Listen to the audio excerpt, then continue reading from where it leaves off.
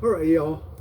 We have all had to shake a paint can for 2 minutes. It sucks. So I saw this on Amazon. Goes and hooks up to your reciprocating cell, and it works really great. The problem is the trigger control, even though it's variable speed, will shake this thing to death and come apart. So I made a little piece of metal, like a pin, and I drilled a hole through the trigger there, and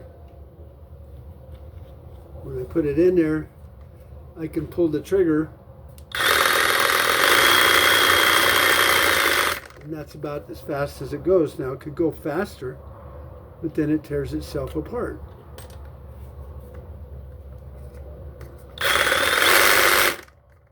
When you got a can of paint on there, it goes nuts.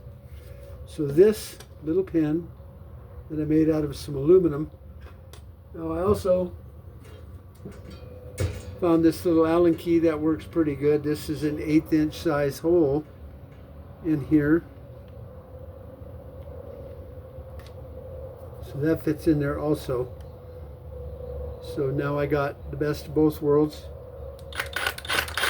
And I don't have to sit there and worry about it taking off on me. So you can hold that trigger down for a minute or 2 minutes and you're not sitting there. Shake, shake, shake your body. You just put it in that and it works great. Now I have one of the ones in my shop that's bolted to a wall, and you put your drill in there and it shakes like that, and it oscillates that way. But it's noisy, it rattles a lot, it's not made very well, and I've had it actually rip a hole in the can and spray shit everywhere. So this is going to be a lot nicer and a lot cooler, because then all you do is just let's see if I can get that in there. Nope, of course not. Camera's too high. But it just has all these plastic parts, and you just pull it around.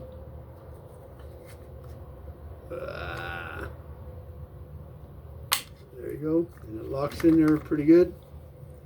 And then you can just shake it.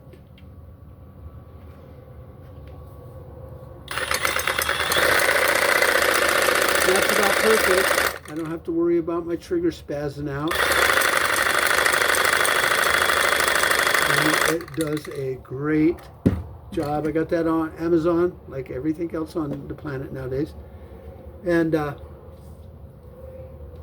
after about a minute, it's super mixed up, which is very important actually for the hardeners and all that to get mixed into the paint. So this is awesome. I'll put a link in the video if you want it. And I enjoy it. It works great. The only issue I have is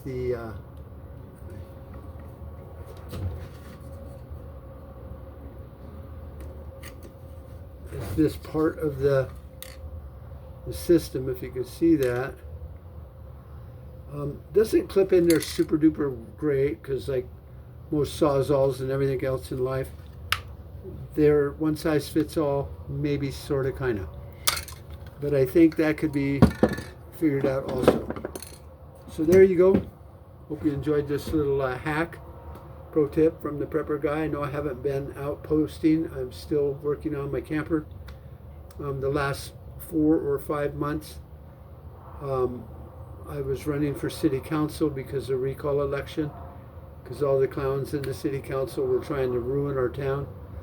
So, and then I had to, like 3 weeks after that, run in the primary. So my time has been pretty well sucked up with things that I really rather not have done. So I'm gonna put this out, and then I have all my videos together for the camper. So far, all I got left to do is figure out the back door. Like I said, I want it to be a door that hinges up, kind of like in a teardrop, even though it's square. And then I also want a secondary door inside of that, so then you can come and go. But if you'd like, you can open that up at night and have like an awning over your camper there, and just like a shade, or keep the rain off of you. And so that's about where I'm at now. So anyway, thanks. Hope you enjoyed this. Talk to you all later. Bye bye.